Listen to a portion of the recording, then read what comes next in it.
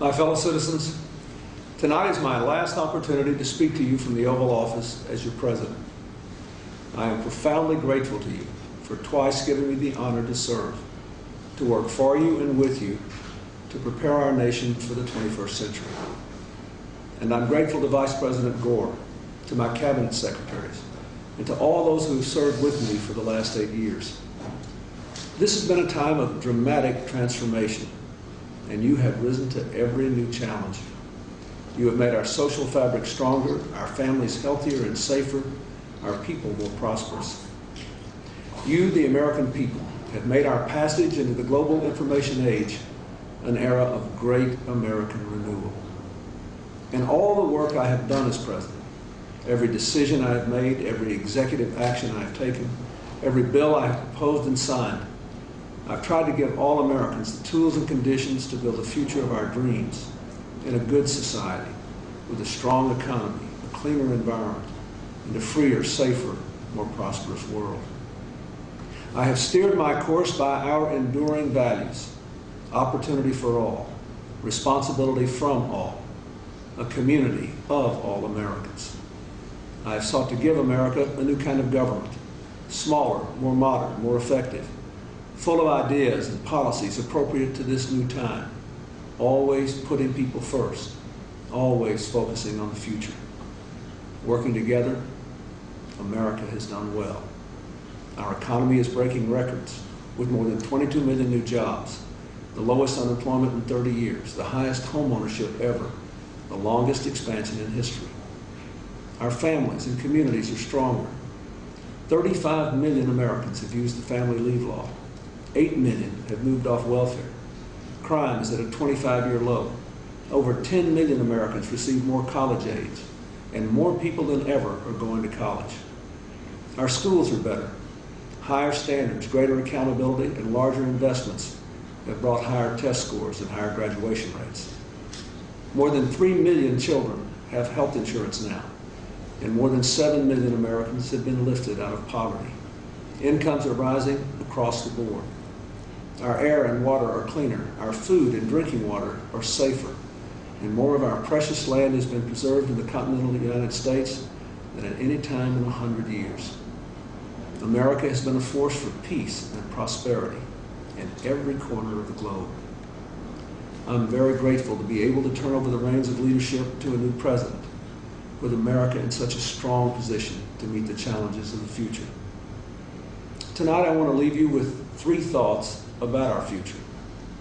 First, America must maintain our record of fiscal responsibility.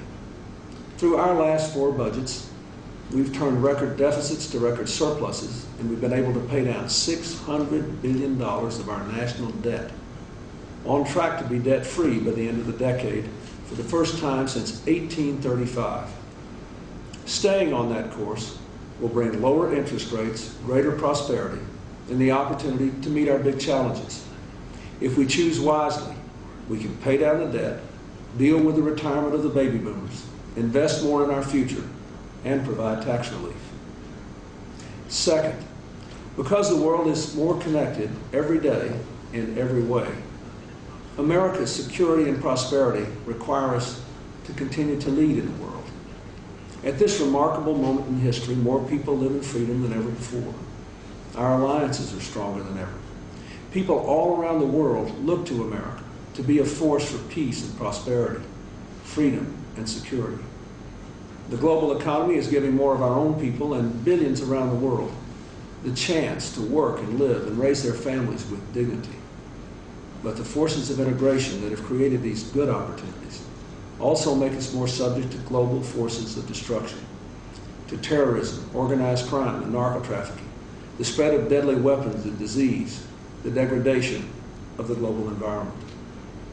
The expansion of trade hasn't fully closed the gap between those of us who live on the cutting edge of the global economy and the billions around the world who live on the knife's edge of survival. This global gap requires more than compassion, it requires action. Global poverty is a powder keg that could be ignited by our indifference. In his first inaugural address, Thomas Jefferson warned of entangling alliances. But in our times, America cannot and must not disentangle itself from the world. If we want the world to embody our shared values, then we must assume a shared responsibility. If the wars of the 20th century, especially the recent ones in Kosovo and Bosnia, have taught us anything, it is that we achieve our aims by defending our values and leading the forces of freedom and peace. We must embrace boldly and resolutely that duty to lead, to stand with our allies in word and deed, and to put a human face on the global economy so that expanded trade benefits all peoples in all nations, lifting lives and hopes all across the world. Third, we must remember that America cannot lead in the world unless here at home we weave the threads of our coat of many colors into the fabric of one America. As we become ever more diverse, we must work harder to unite around our common values and our common humanity. We must work harder to overcome our differences.